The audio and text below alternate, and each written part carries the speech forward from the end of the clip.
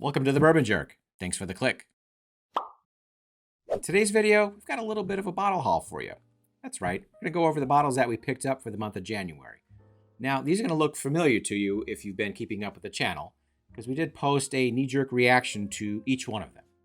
In today's video, what we'll do is we'll tell you a little bit more about the bottle, then we're going to throw them in a blind and pick a winner, and we'll have our best bottle for the month of January. All right, first bottle of 2024 that I picked up was the Penelope 9-year. I rated this one as legit. It is the first major release from Penelope since they were acquired by MGP. This one hit a lot of best of 2023 lists. So when I saw it, I gobbled it up, figured I had to give it a shot. It's good. Next, we got the Ben Holiday 6-year Missouri Straight Bourbon Whiskey. I thought this was legit as well. This is the Rickhouse proof. And guys, they got a lot of traction towards the end of last year. And this was definitely on my radar for 2024. I happened to be in the right place at the right time and was able to snag this one. And I would definitely recommend that you try it as well. Next, we've got the Elijah Craig Barrel Proof. This is batch A124. Kind of graded them on a curve here. Relative to other Elijah Craig Barrel Proof batches, this one kind of comes in right in the middle, maybe towards the better end of the spectrum. Next, we've got the Booker's Storyteller batch. I rated this one as solid as well. Maybe knocked it down a peg because I think it might be slightly overpriced, but it's a fantastic pour. And the last one that we got for the month of January was the Still Austin Blue Corn Bottled in Bond, which I think is just fantastic. In fact, I gave it a rating of elite. I think it was the best bourbon I've had so far in the month of January. Let's see how it stacks up in a blind. Before we get to the blind, go ahead and check to see if you're subscribed to the channel yet. If you're not, what are you waiting for? We're posting videos every week now. Click the button. All right, so now that you know what we've got here, my son put these in a blind for me. We're gonna sip through them, maybe give a few notes, and I'm gonna pick a winner. Let's go. Up first, number 1.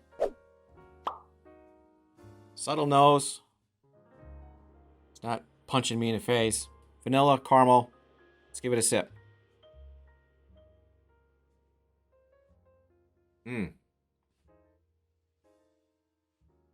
Much more pronounced on the palate.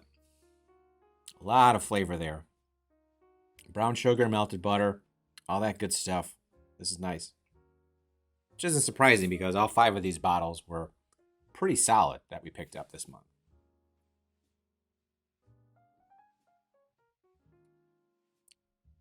All right, that's really good. If I had to guess which one of the 5 this one is, I guess it's the Elijah Craig. On to number 2.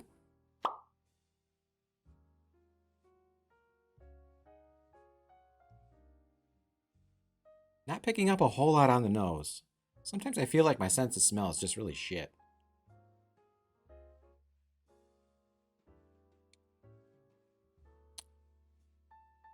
Yeah, this one's bringing the heat. I can tell you it smells good. I'm not picking up any specific notes. Sometimes my sense of smell is just trash and I suck at it. As far as the palate goes, nothing overpowering, but the finish, it's a big finish. Leads me to believe that it's probably one of the higher proof bourbons in the lineup here. I'm gonna guess this one's the Ben Holiday. On to number 3. Just getting like a subtle vanilla frosting note on this one. Powdered sugar almost. Little caramel. The mouthfeel on this one is definitely different than the first 2. It's almost like refreshing, is how I would describe it. It's crisp, it's really velvety. I tell you, it's really good. Like a butterscotch note at the end, maybe? I'm going to say this is probably the best of the 3 so far. So we're going to move this one to the front of the line. Do I have a guess on it? God, I really don't. Anything? The fact that it's really velvety on the palate leads me to think maybe that one is the Still Austin. So we'll go with that for now. On to number 4. Ooh, something there that I'm getting. It's different than the other 3. Maybe my sniffer's coming back a little bit. Almost like buttered popcorn. Maybe peanut butter, maybe caramel corn. Really good nose on this one.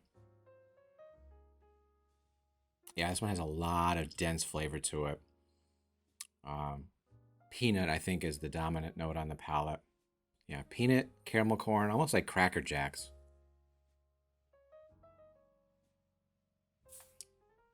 With those notes coming into my brain, that's telling me this is possibly the Booker's. Judging by your reaction, it's not the Booker's. So far, 3 and 4 are the best of the flight. As far as picking out one or the other, I don't know. I'm going to have to circle back on it. But before we do that, let's try the last one, number 5. Lighter nose.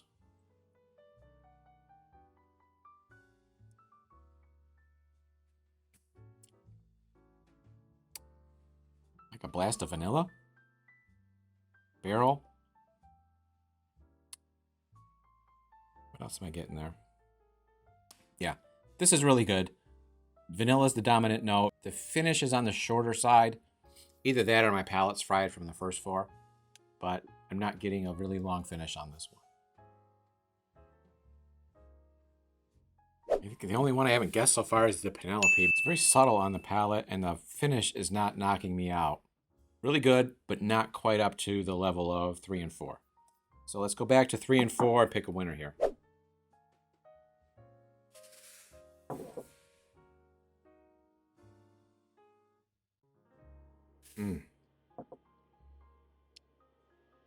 Yeah, there's just something really unique, like at the end of the palate on this one. Not really sure how to describe it. Maybe like cola meets molasses. Whatever the heck it is, I'm really digging it. As far as this flight goes, I think I'm going with number 4 as the winner. Before I reveal which one that was, let's see what the other ones were, shall we? All right, let's see what number 1 was. And that one wasn't really in the contention for the best of the flight here, but let's see what it was anyhow. Number 1, you guessed Elijah Craig, barrel proof. It was the Brick House proof. Okay, all right, so it was the Ben Holiday. On its own, love it. Really well-rounded pour. The first bourbon I've ever had from Missouri. I think they really crushed it. 120 proof, just very well balanced. Just not going to be the one that comes out on top here tonight. Number 2. You thought that was the Ben Holiday. The Okay. Craig. All right, so the Elijah Craig and the Ben Holiday, I mixed up with each other. I think they had a lot of similarities if you look at the stats.